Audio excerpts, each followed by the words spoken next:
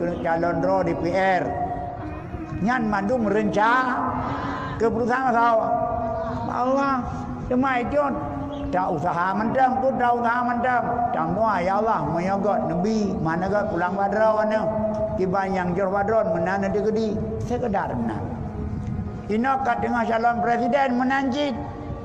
Ya, bedam dawa. Bedam tak berburuk kau. So yang digedi Allah tanggal 13 Singha akan dipelahi presiden di Indonesia.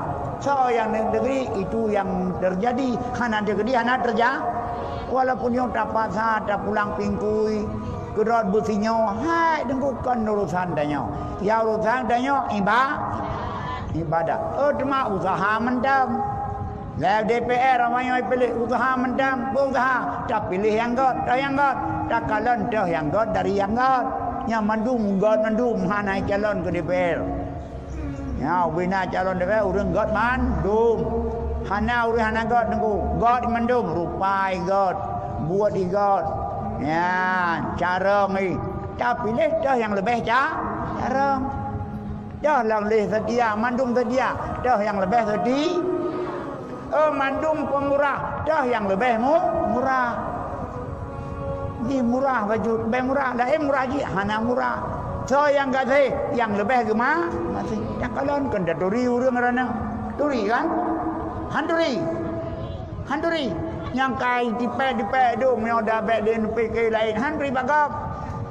Yang dipek yang wakil dia. Dah yang god, dari yang god.